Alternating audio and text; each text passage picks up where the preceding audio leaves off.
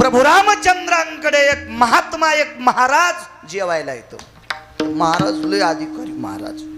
ते महाराज काय सामान्य महाराज नव्हते. त्या महाराजांनी प्रभू रामचंद्राला मदत केली. ती एक 2-4 नालायक होते. त्याच्यातले काही नालायक समुद्रात लपले आणि त्या अवतारात पंढरपुरातल्या मालकाला जरा समुद्र मानित नव्हता. त्या अवतारात समुद्र मानित नव्हता आणि समुद्रानं जर त्या अवतारात पंढरपुरातल्या मालकाला मानला असतं तर वानराच्या हातानं सेतू बांधायचं काम पडलं नसतं. तुका म्हणे नळा सागरी तारी एल्या शिळा सागरी तारी एल्या शिळा सागरी तारी एल्या शिळा. तुका म्हणे नळा सागरी तारी एल्या शिळा एल्या शिळा सागरी तारी एल्या. नळ नावाच्या वानराच्या हाताने दगड तरंगावं लागले. समुद्रात सेतू बांधला.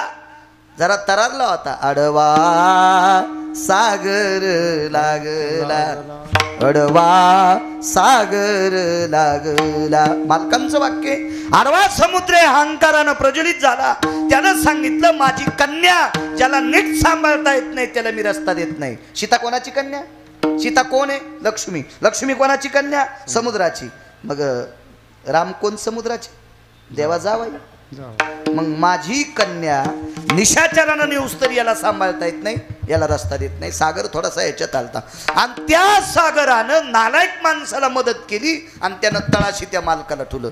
पण त्या समुद्राला माहीतच नव्हतं की या प्रांतात महाराज किती अधिकारी आहेत. या भारत देशातले महाराज इतके अधिकारी आहेत. तुम्ही भांगाऱ्याच्या नादी लाग जाऊ नका. पाया पडतो तुमच्या बुटासगट चपला सगट पाया पडतो. तुम्ही तुमच्या भंगाऱ्याच्या नादी लाग जाऊ नका. चांगल्या महाराजांचं ऐक जा. चांगल्या महाराजांचं ऐक जा. या देशाला अधर्यू लाभलेली संत आहेत. फार मोठी मोठी संत आहेत. चांगल्यांचं ऐक जा. किती मोठे महाराज या देशामध्ये. प्रभू रामचंद्रांनी डोक्याला हात लावला त्याला मारण्यासाठी. महाराजांनी विचारलं झालं काय? काय नाही म्हणले. हे बदमाश समुद्रात गेलाय ताण घेऊ नका. समुद्रच कोरडा करतो. समुद्रच कोरडा करतो. उपरनं भिजून नाही पिळला. एकाच मने माझा पिता जयाने प्राशिला मनोन मी बहुभीते गया साधू कुळाला. पुरावा शपक या गाथ्यातला नाही. कारण नंतर कोणी कार्य करू नये त्याच्याकरता आपली वकालत जवळच करायची. वकिलाचाच कार्यक्रम आहे पुन्हा आजचा. वकील यजमान येत. आपली वकालत जागच्या जागा. शपक पुरा पण पुरावा गोड आहे. एकाच मने माझा पिता जयाने प्राशिला. एका घोटात माझ्या बाबाला पिऊन टाकलंय. कोण म्हणती माहित आहे? लक्ष्मी सरस्वतीला. एका घोटात अख्खा सागर पिऊन टाकला. तर आमचा पाहुणा म्हणला आमचा मुलगा 9 सागर पितो. 40 एकरातली गुंठा ठुली नाही त्याच्या पोरानं. 9 सागर पित होता ना तो.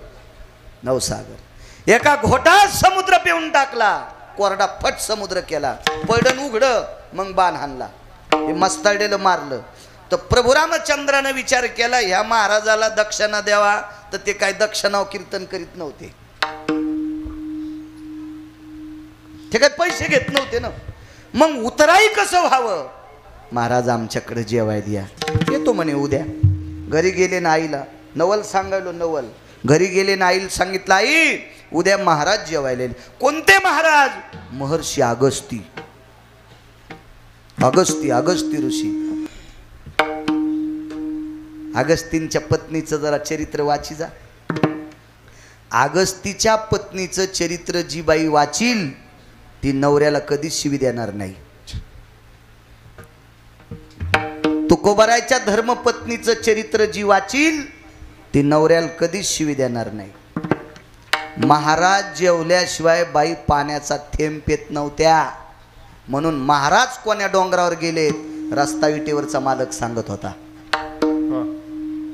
त्या बाईचं नाव जिजाबाई. आणि महर्षी अगस्तीची पत्नी कोण्यात देवाच्या पाया पडत नव्हती. ती नवऱ्याच्या तिंदा पडत होती. महाराज दिसला की पाया पडत्यात आणि नवऱ्याला म्हणतात बाई हो चांडाळ आला. अशी बाई ज्या गावात आहे त्या गावात पाऊस नीट पडत नाही. हा काय कामाचं नाही माझ्या मागणं. मालकाची उपासना करायची, मालकाची सेवा करायची, त्याच्यापेक्षा दैवत दुसरं मोठं कुठलंच नाही. एका घोटात समुद्र पेला, बोलिलं घरी जेवायला. काय स्वयंपाक होता इथपर्यंत आलतो ना. काय जेवले महाराज. त्याला शुगर नव्हती, त्याला ऍसिडिटी नव्हती. असे जेवले महाराज, असे जेवले, भरगच्च जेवले.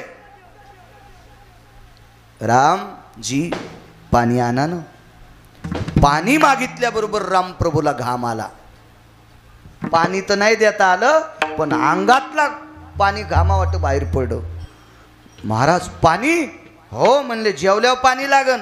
हात धुहाला देतोत म्हणले, पण प्याला नाही देत. प्रभू रामचंद्र म्हणले, हा हस्त प्रक्षालन हितार्थायाम मुखशुद्धीर भयो जाये. हात धुण्याकरता पाणी देतो, पण पिण्यासाठी देत नाही. त्या महाराजांनी सांगितलं, रामचंद्र हे काय जीव घालण्याची पद्धत आहे? अहो तुम्ही जीव घातलंय, मिष्टान्न पक्वान्न केलेत आमच्यासाठी, पाणी जर नाही दिलं तर कसं शक्य? माफ करा म्हणे, पुढच्या अवतारात पाणी पाजतो.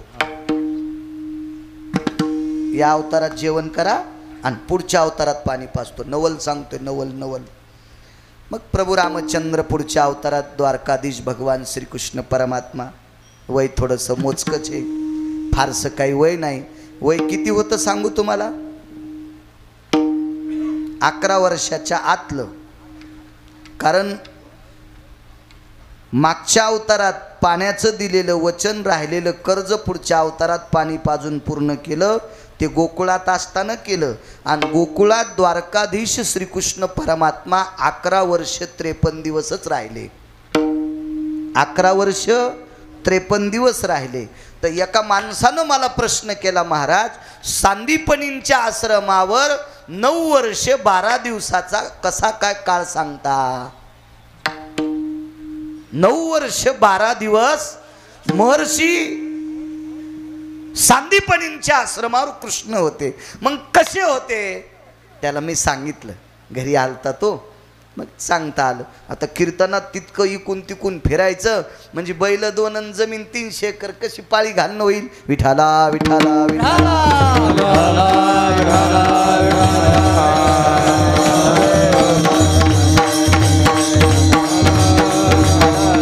हा एखादा वरकड इतिहासातला किंवा बाकीच्या भंगाऱ्या गोष्टीतला एखादा शब्द जर माहीत नसताना गेला तर मी माफी मागन.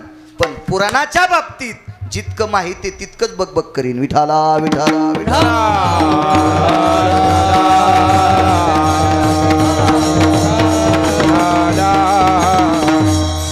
11 वर्ष 53 दिवस गोकुळात राहिले. त्याच्यानंतर 54व्या दिवशी मथुरेत प्रवेश केला. म्हणजे 11 वर्षाच्या काळातला वय होतं, तेवढा काळ ते वय.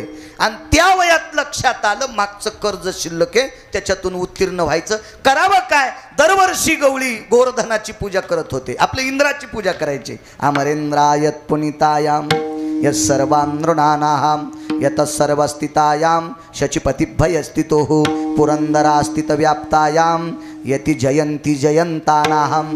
जयंती कन्या, जयंत पुत्र, शची पत्नी, त्यांचा शचीचा पती इंद्र, अमरेंद्र, सुरेंद्र असे बऱ्यापैकी त्याचं नाव आहे. देवेंद्र, खूप नाव आहेत त्याला इंद्राला. आणि तो त्याची दरवर्षी पूजा करायची त्या इंद्राची.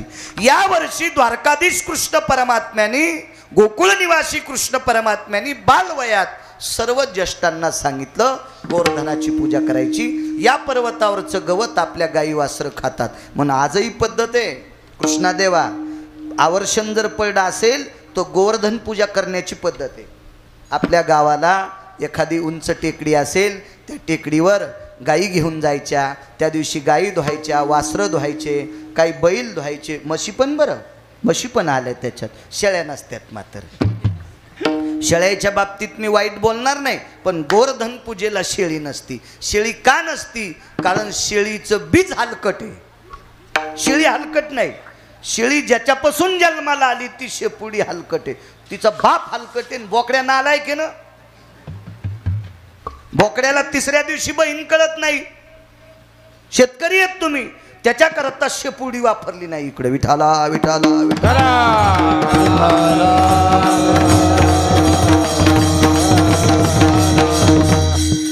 वसुबारस असती आता दीपावळीतली वसुबारस, वसु अष्टमी असती. वसु अष्टमी आहे ती केव्हा येते सांगता देवप्पा तुम्ही नका सांगू. हा किती कीर्तन ऐकल्यावर सुधरायचं. नुसते आमचे लोक गाई पाळावर का, गाई पाळावर का. वसु अष्टमीच्या दिवशी तू यायत एखादी चित्रातली तरी गाय का सुंबळ्या. वसु अष्टमीच्या दिवशी ज्याच्या घरी गाय आहे त्याच कीर्तनकाराने गायीवर बोलायचंय. वसुबारशीवर बोलत असताना त्या कीर्तनकाराकडे एकतरी गाय असावी, त्यानं वसुबारशीवर बोलावा. अन्यथा त्यानं बोलणं उसाला आलेले कंस. नाना उसाची कनसे. हा पुढचं तुम्ही म्हणा विठाला विठाला विठाला.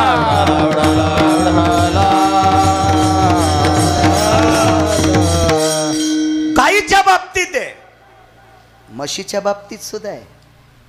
म्हशीचं पण पूजन करते ते एका दिवशी. हो एका विशिष्ट प्रकारच्या दिवशी. ते दिवस घरी गेल्यावर पहा गुत्त थोडं घेतलं मी सगळं सांगायला. त्या दिवशी म्हशी धुत असतात.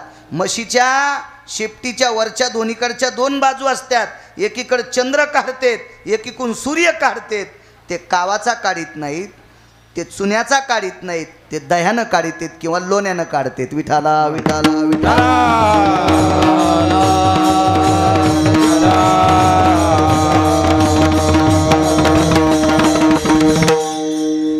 आणि त्या दिवशी गोवर्धन नसल पर्वत चिखलाचा गोवर्धन करत होते. आजही भागवतात करतात ना. त्याच्यावर विशिष्ट प्रकारच्या वनस्पतीची पानं रोवतात, फांद्या रोवतात, त्याची पूजा करतात. आणि तो निष्ठेनं जर केला, दही भाताचा नैवेद्य असेल, लोण्याचा नैवेद्य असेल, तर तिसऱ्या दिवशी पाऊस पडत असतो. तो गोवर्धन पूजा करणारा निष्ठावंत वारकरी असावा. हा अशी निष्ठावंत लोक लागतील बरं का. निष्ठावंत या संप्रदायात फार नाही. आणि आजही निष्ठावंत लोकांवर संप्रदाय, आमच्यासारख्या भंगाऱ्यावर नाही. विठाला विठाला विठाला.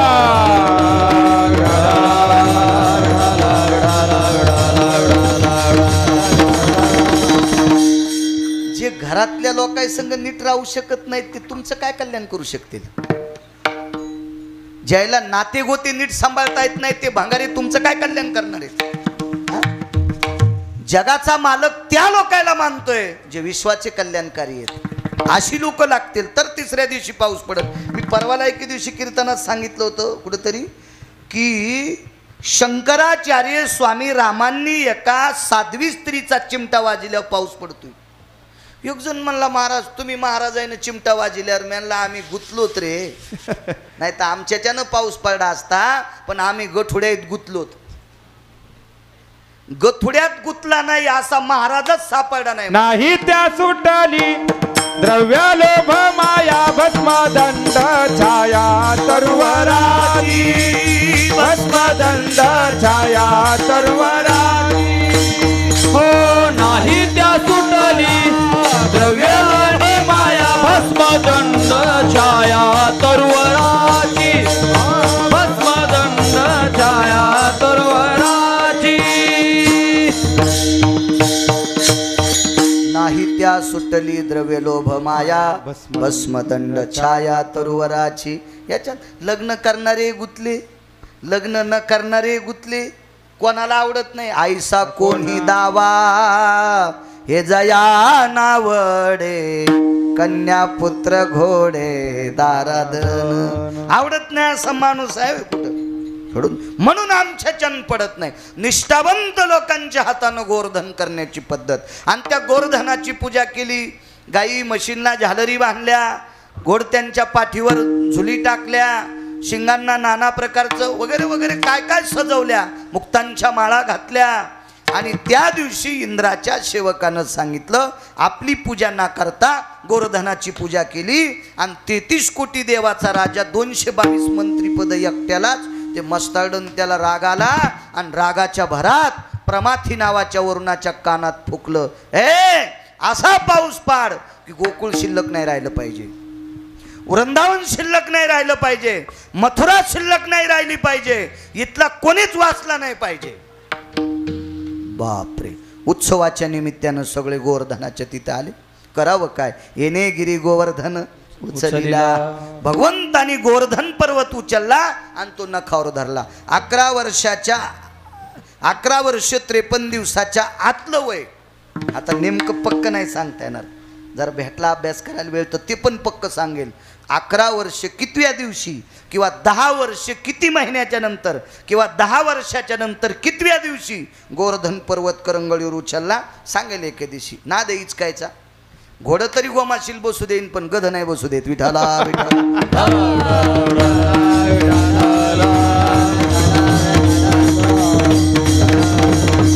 कारण गध्याला लोळता येतं. लोळून लोळून का होत नाही पण गोमाशी मारितच. मी कुठं लोळन पण गौशीनच पुरावा. विठाला जाऊ द्या. मी गध जरी असलो तरी पुराणातलं इतकं मात्र खरंय. विठाला विठाला विठाला. आणि मग इंद्राला राग आला. प्रमाथी नावाच्या वरुणाला सांगितलं पाऊस पाडा. कसा पाऊस पाडा? मुसळधार नाही. सांगणारे कुठं आखली असतं. काय पाऊस पडला म्हणले आमच्याकडं. काय पाऊस पडला आमच्याकडं. मोटरसायकलच्या इंना खालची माती. टाइम संपला का आपला? किती आहे का नाही? संपत आला आहे का नाही? एवढा पुरावा सांगून जे इठ्ठल करू काय ताण. वेळेत वेळेत वेळेत नाही. पुढचा जीव घालायला आहे म्हणजे पोटभर जेवा पण उलटूच तर जेवू नये. एखाद्यानं बैल दिले दुपारा ठेपात नाही केला. दुसऱ्याचे बैल म्हणून ठेपात नाही ना. दिवस माणूस तर उभाटे हाणले. दुसऱ्या दिवशी बैल चलत नत. ते मालक म्हणला मरूस तर माझ्या बैलाकडे पाहू नको रे तू. असं नसतं ते का नाही. माणसं ऐकायलीत म्हणून असं असतं का कुठं काही बी नाही. आपल्या वेळेत कीर्तन सोडायचं. असो मुसळधार पाऊस नाही. शिळावर शल्याधारी मेघ जो कडाडीला. शिळावर शल्याधारी रक्षिले गोकुळ वो. नखी धरी लागिरी निर्भय लोक पाळ. अवतरले हारी जय देवा कृष्ण नाथा. राई रुक्मिणी कांता आरती ओवाळी. तुम्हा देव के सोता जय देवा कृष्ण नाथा. रक्षिले गोकुळ वो नखी धरी लागिरी. तया पृष्ठावरी एका प्रजन्य थेंबुटा लहरी. त्या गाईच्या पाठीवर एक पावसाचा थेंब पडल. काय इंद्राची मायवेली. काय हिंमत आहे त्याची गाई भिजवायची. अद्याप नाही. लक्षात घ्या पाऊस पडायचे लक्षण. 29 लक्षण आहेत पाऊस पडायचे लक्षण. त्याच्यातले 2 सांगतो. प्रजन्य पडेल अर्ध घटिका. आईसे जानती पिपिलिका. मग अंडे काढून देखा आणि का ठिकाणी नेतसे. नैवम गिरगाव कर लिखितम. अंदाज सांगायचे नाही पावसाचे. लोक त्याचा अंदाज बांधते. पुराण लय गोडे आपलं. प्रजन्य पडेल अर्ध घटिका. आईसे जानती पिपिलिका. अंडे काढून या देखा आणि का ठिकाणी नेतसे. मालकांचा पुरावा आहे सज्जनांनो. मुंग्या जर तोंडात अंडे धरून बिळातून बाहेर जर हारी न हारी रांगीनं रांगी बाहेर पडत असतात तर लक्षात घ्यायचं अर्धा घटिकेत पाऊस पडेल. अन्यथा 3 दिवसात पाऊस पडतो. वरुता धेनुचिया बाळके. हा पुरावा नंबर 1. पुच्छाग्रा काशी लहरते. धेनुचे बाळ म्हणजे बैल. आणि गावाकडे पळत असताना विनाकारण सर्व दुःखद सावध म्हणजे कोरडं वातावरण आहे तरी शेपटीच्या लहरी आकाशाला पालवित असतील तर समजायचं पावसाचं लक्षण आहे. ते गा कीटक पंखाचे लहरी देतसे साचे. माझ्या भाषेत सांगतो त्याला उडणारे घोडे म्हणतात, ते लहरी देती साचे. दोनच सांगायचं होतं पण नाद आहे ना, खरूज आलेलं काजूतच. तरी तिसऱ्यातला जरासा सांगितला. हे पावसाचे लक्षण आहेत. विठाला विठाला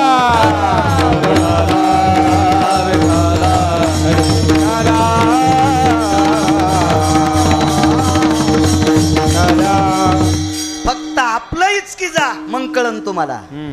तुमचं झालंय काय माहितीये का, घरचं तसंच पडू दिलं, शेजाऱ्याचं पेरू लागला आणि मग पप्याची माय जोगवा मागू लागली. म्हणला बाई तुम्हाला 60 एकर जमिनीन जोगवा कस का मागायले. माया नवऱ्यानं दुसऱ्याच पेरलं, घरचं तसंच गेलं पेरायचं. असा भंगिऱ्या नवऱ्या असल्यावर तिला नाही का जोगवा मागायची. हा आपला बाप मोठा आहे, आपली संत आपली बाप आहेत. या महाराष्ट्राच्या मातीतले ग्रंथ आपला बाप आहे, शास्त्र आपला बाप आहे, वेद आपला बाप आहे. आपलं इचका ना, कशाला बाकीच्या इकडे जाता. विठाला विठाला विठाला.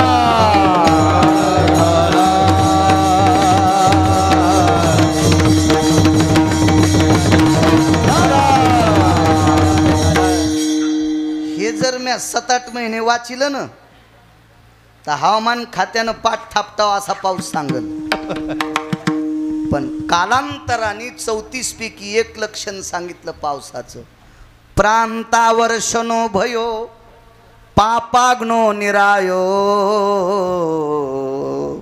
ज्या प्रांतात जास्त पाप होत असतं तिथं पर्जन्याच्या लहरी पडत असताना थांबत असतात. अशा वेळेला अंदाज सांगणाऱ्यानं मुकाट्या बसलं पाहिजे बापा. म्हणून गिरगावकरांनी ते शास्त्र वाचायचं बंद केलं. विठाला विठाला.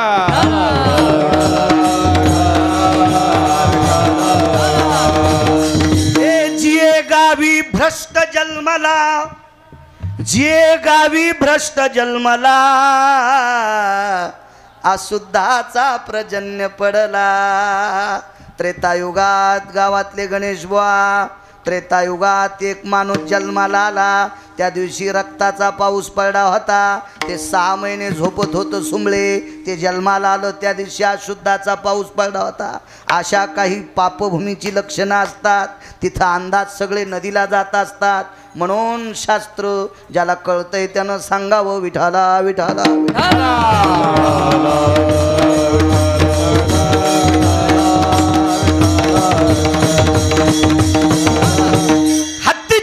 सारख्या धारा पडल्या. काय पाऊस पडत असेल कल्पना करा. 14 समुद्रा इतकं पाणी वाहत होतं. 14. आता करायचं काय. गवळ्यांनी विचारलं, कृष्णा हे पाणी किती गाव मरतील, किती गाव बुडतील. काळजी करू नका. पाचारीला वासुकिओ, पाचारीला वासुकिओ. 9 वेळेला वासुकीला बोलिलं. एकदा समुद्र मंथन करताना बोलिलं. एकदा अति पाऊस पडला तेव्हा बोलिलं. बाकीचं पान पुन्हा आहे का नाही बघितलं पाहिजे. बाकीचं काही दुकानावर घ्या ना, दुसऱ्या एकाच दुकानावर सगळ्या वस्तू कशा भेटतील. आता वासुकीला आमंत्रित केलं आणि त्याला सांगितलं, ऐके उरंगा, ऐके उरंगा, ऐके रे उरंगा. उरंग म्हणजे सर्प. याच्याकरता पुन्हा पुन्हा उरंग उरंग म्हणलो. ऐके ददुशुका म्हणजे सर्प. ऐके व्याळा, व्याळ म्हणजे सर्प. सर्पाला फार नाव आहेत. हे उरंगा आता तू याचा आळ कर. जैसा मंद्राचळ कवळीला, आयसा सव्य भागे कवळावा. जसा मंद्रचळ मधातून कवळीलता रई मंथन करत असताना आता सगळ्या बाजूनं गिरी गोवर्धन, हा गोवर्धन तो कवळायचा आणि एका जाग्यावर त्याचं दार काढून दे. 14 समुद्राचं पाणी एका जाग्यावर, चौकून शेषाचं आळं, वासुकीचं आळं आणि एका जाग्यावर असं पाणी. ते पाणी 14 समुद्रा इतकं पडत होतं. आणि आवाज दिला, महाराज या 7व्या अवतारात जीव घातलं होतं, आता पाणी प्या. म्हाताऱ्यानं तोंड लावलं, तिथं पाणी पिऊच लागलं. इंद्राला राग आल्या हत्तीच्या सोंडेसारख्या धारा पडू लागल्या. मुसळधार पाऊस कशाला म्हणते त्याची व्याख्या सांगत नाही आता, टाइम संपला ना आपला. कशाला मुसळधार तरी सांगतो. पन्हाळा खाली पडलेलं पाणी त्याचा खड्डा व्हावा आणि त्याच्यात 5-7 म्हशीचे लेकर पोहावा. म्हशीला झालेले 10-15 दिवसाचे हाले वघारी त्याच्यात पडड्यावर पोहावा, एवढा खड्डा पन्हाळाच्या पाण्यानं पडावा तवा मुसळधार पाऊस म्हणते. पत्राचे दूर न व्हावा कडी खाला. आपण कशाला काय पाऊस झाला हो. बाई रानातून आली तो पदर नाही भिजला तरी पाऊस झाला. कशाला म्हणतो आपण, कशाला काही म्हणतो, जाऊ द्या. असो, हत्तीच्या सोंडेसारख्या धारा 14 दिवसात 7 दिवस आणि 7 रात्रा पाऊस पडतच होता. मालक नाही दमला, म्हातारही पाणी पेता पेता नाही दमलं. म्हातारं म्हणजे ते महाराज बरं, ते गुटखा खात नव्हतं, ते तंबाखू खात नव्हतं, ते मंदिरात पते खेळत नव्हतं, ते कोणाच्या सोयरिकी मोडीत नव्हतं, हो कोणाचं इचकीत नव्हतं. हा असं लय हुशार म्हातारं होतं ते. हुशार म्हातारं पाणी पिऊच लागलं, पण जोर जोरात गरजल्यावर म्हाताऱ्याला राग आला. ए काय मस्ताडा रे, तू काय समजायला याला, अशी तू यासारखी कोटी जन्माला आले तरी भेट नाही, बंद कर पाऊस. खालचं लय अधिकारी होतं ना, इंद्राला सांगितलं बंद कर बंद कर, आणि पाऊस बंद झाला. आणि मग इंद्रानं कामधेनू नावाची गाय आणली आणि भगवंताला गायीच्या दुधानं अभिषेक केला कामधेनूच्या, म्हणून देवाला गोविंद नाव त्या दिवशी पडलं. असं भागवत सांगते, गावचा बाळू नाही. गोविंद नामने यजायते अमरेंद्रायाम धेनुयाम सुरधेनुयाम घ्रते दुग्धे शुभयस्थिता अभिषेक विनियोगेन पंचगव्या स्थितो जय. आमचे देवा करत असतात अभिषेक, त्यांना माहीत. आणि सात्विक माणूस, त्यांचे वडील लय अभ्यासू होते. उत्तम देव म्हणायला 1 घंटा लागायचा. त्रिकालदर्शी लोक होते ते फार. अहो बाळाचा चेहरा बघितल्याबरोबर भाकीत सांगणारी लोक होते. वाचा शुद्धी पावाल अज्ञापक व्हाल अशी लोक होती काही काही काळात, कारण ते आचरण सांभाळणारी लोक होती आणि निष्ठावंत. त्याच्यामुळं त्यांनी टाकलेला शब्द कधी खोटा होतच नव्हता, अशी अधिकारी लोक होते. असो, जाऊ द्या बाकीचं. मागच्या अवतारात पाणी जीव घातलं आणि 8व्या अवतारात पाण्याची तृप्तता केली. नवल केवडे केवडे नवल केवडे केवडे नवल केवडे केवडे नकळे कान्होबाचे कोडे नकळे कान्होबाचे नकळे कान्होबाचे कोडे नकळे कान्होबाचे नकळे कान्होबाचे कोडे नकळे कान्होबाचे. नवल केवढे केवढे नवल केवढे केवढे नवल केवाडे केवाडे नवल केवाडे केवाडे नकळे कान्होबाचे कोडे नकळे कान्होबाचे कोडे नकळे कान्होबाचे कोडे कान्होबाचे कोडे नवल केवढे केवढे नवल केवढे केवढे केवढे केवढे कान्होबाचे कोडे नकळे कान्होबाचे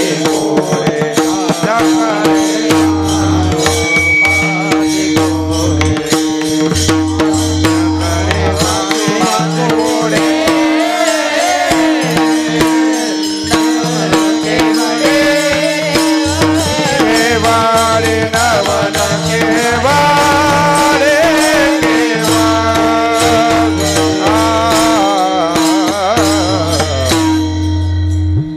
नाना प्रकारची नवलाची काम आहेत. देवाच्या स्वतःच्या लग्नात नवल आहे. देवानं जिच्याशी लग्न केलंय तिची सोयरीक दुसऱ्याशी झाली. हळद दुसऱ्या संग लागली. कृष्ण देवा आणि आंतरपट दुसऱ्या सोबतच सुटला. हळद शिशुपाळा सोबत. श्रीमंतो भयस्थितो हरिद्रादि चूर्ण यजताः सर्वांग विलेपनम सर्वस्थिताति मंगलम. षोडशम संस्कारे तम. 16 संस्कारापैकी एक संस्कार म्हणजे लग्न. यस संस्कारेण फलद्रुप फलतिते यत्मिद्यानाम. युगजून म्हणला काय तर मम म्हणता. अरे असंच म्हणावं लागतं सोमळ्या. तुला कळालं असं म्हणल्या तर ब्राह्मणाला तिथंच घर बांधून जावं लागन. हो ना, तुला कळ आणि तुला का कळणार आहे. विठाला विठाला विठाला.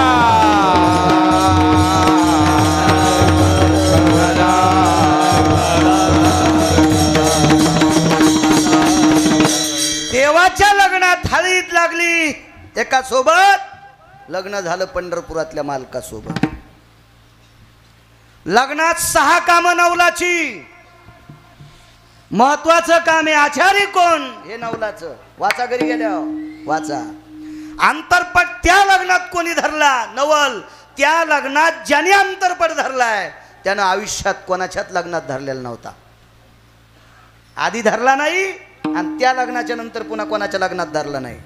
अशी व्यक्ती अंतरपट धरायला. भागवतात नका बघू. दुसरं पुराण बघायचं.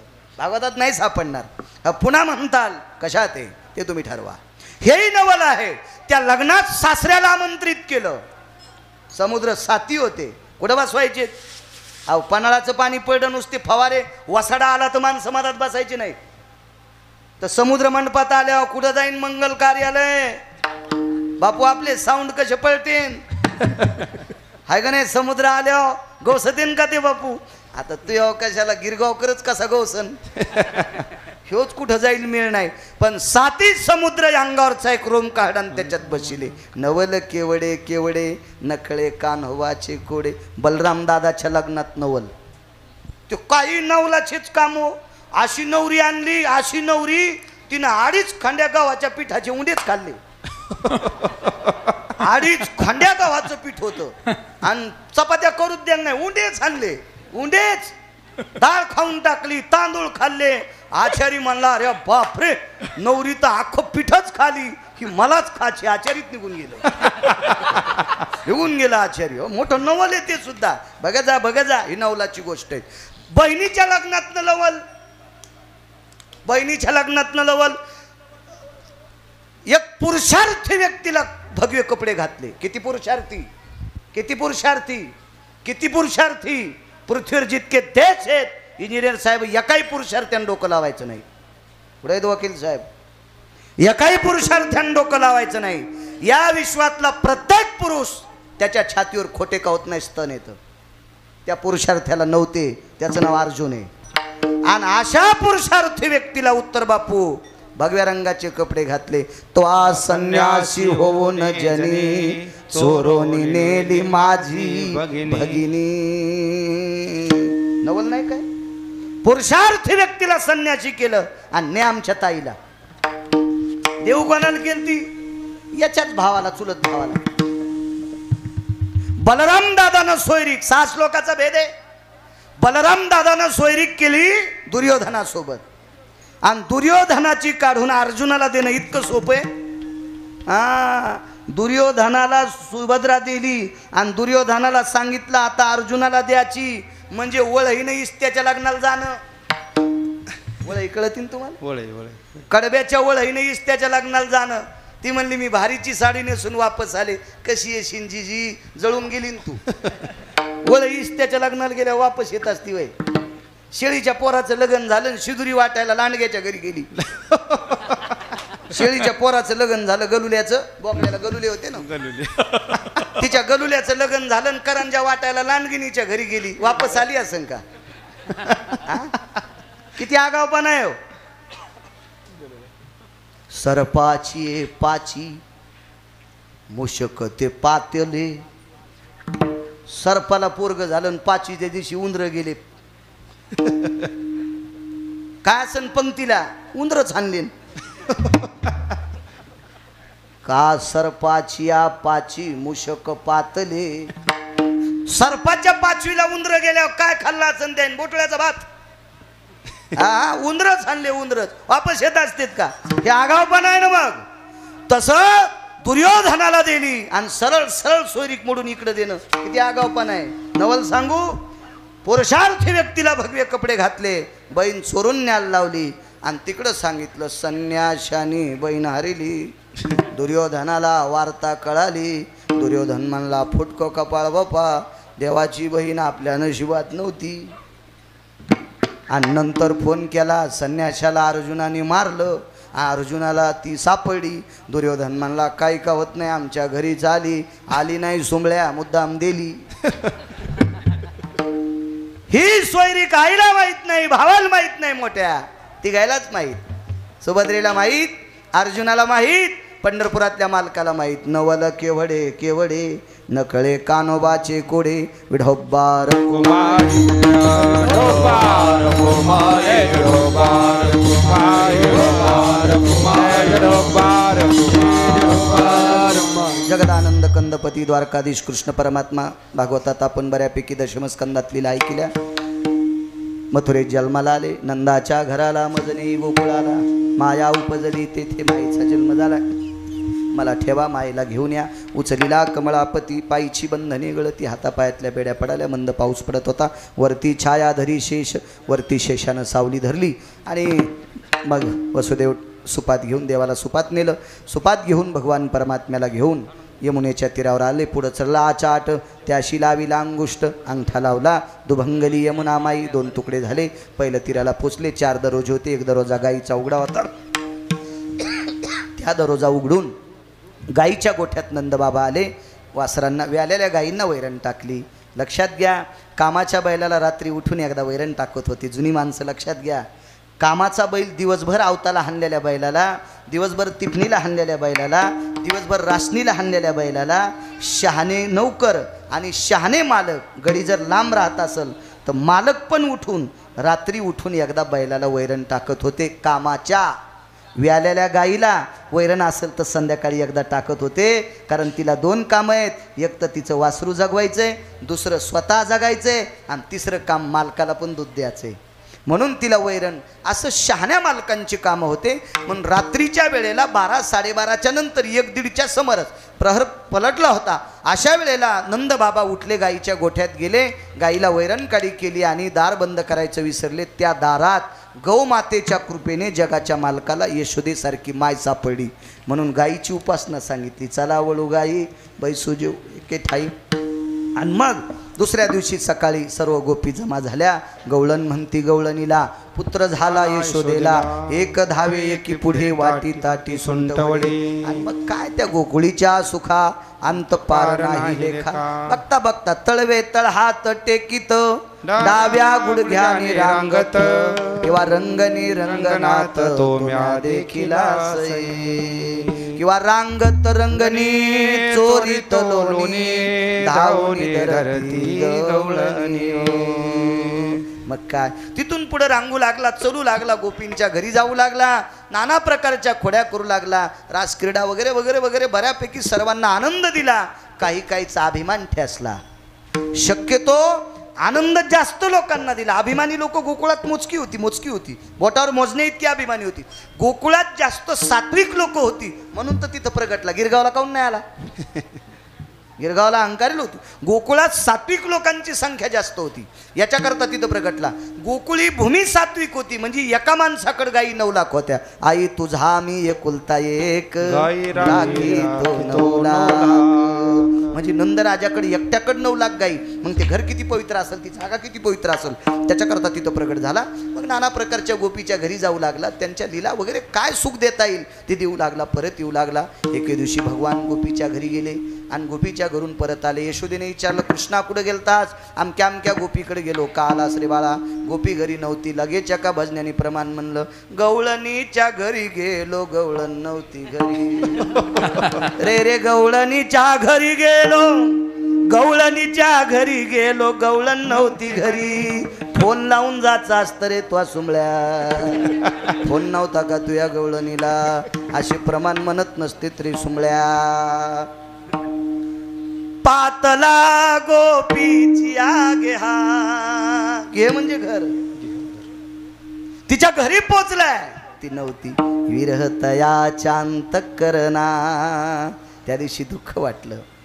देता घृत भात माता, आई तूप आणि भात देऊ लागली. डावलीला तोची स्थिता, मने उदिग्नची आईता, जी गोपी न भेटे हो. आज मला गोपी भेटली नाही, वेगळ्या पुराणातलं चिंतन येते. भागवतात नका बघू वेगळे कबा. अहो लय लोकांनी वेगवेगळे सिद्धांत मांडलेत. बघा, हा संप्रदाय ऋषी प्रणिते, हा संप्रदाय मुनी प्रणिते, हा संप्रदाय वेद प्रणिते, हा संप्रदाय शास्त्र प्रणिते, हा संप्रदाय पुराण प्रणिते. बुटक्यात पाणी घेऊन जाणारा प्रणित नाही हो. पळी भर तेल घेतलं आणि म्हणला अख्ख्या गावाला आवतन. शेंडी लावून तू कडक झालेत केस, शेंडीला तितकं तेल लाव, ती शेंडी नरम होणार नाही तितक्या तेलात. तालुका कसा जेवण नाही. फार मोठं पुराण आहे, फार मोठं. असो, ह्या नाना प्रकारच्या क्रीडा केल्या. आता जाई राना सवे घेऊन गोदना, पावा घोंगडी घेऊन पायी. भगवान परमात्मा वनाच्या ठिकाणी सर्व गोपाळ. खांदी भार पोटी भूक काय खेळायाची सुख, विभ्रतम वेन शृंगानाम, जटा सर्वतोति पार्षदो, व्याधि निरशन हितार्थायाम, प्रसादेरस्तु कवलम कवलम, प्रसादेरस्तु कवलम कवलम, प्रसादेरस्तुम कवल कवलम. गोपाल कृष्ण भगवान की जय. बोलताना त्या ठिकाणी काला केला ज्ञानेश्वर माऊली ज्ञानराज माऊली महाराज ज्ञानेश्वर माऊली माऊली ज्ञानेश्वर माऊली ज्ञानेश्वर माऊली माऊली ज्ञानेश्वर माऊली माऊली ज्ञानेश्वर माऊली.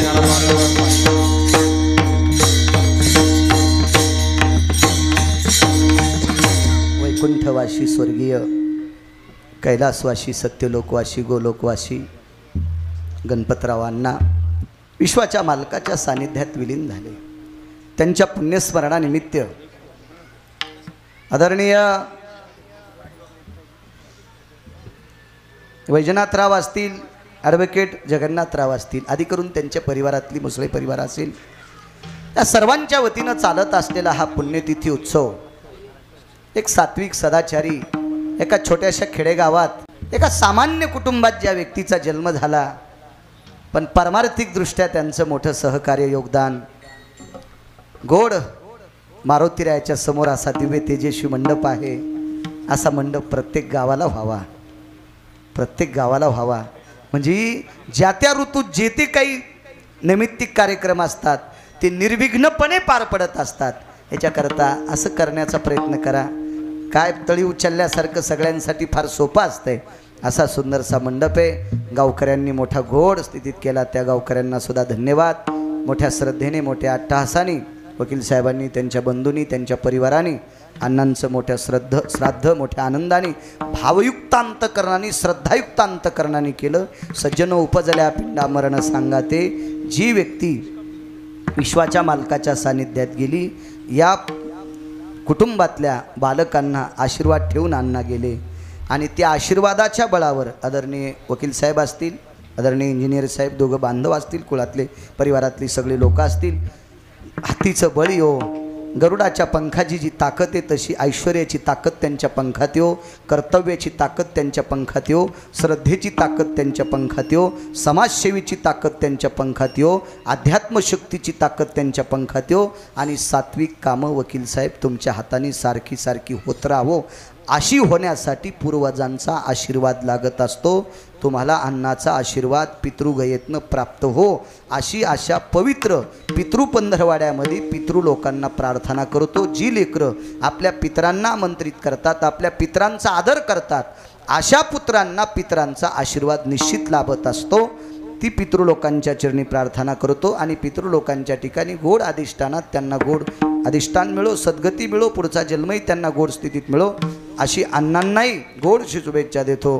त्यांना आदरांजली, शुभेच्छा म्हणण्यापेक्षा आदरांजली, पुढच्या जन्मासाठी ती शुभेच्छाच म्हणावं लागेल, आदरांजली देतो, समर्पित करतो आणि माझ्या वाणीला पूर्णविराम देतो. सज्जनांनो, पितराचं फार महत्त्व आहे. हिरण्य सांगितलं महाराज, एक शंख श्राद्ध सांगितलं.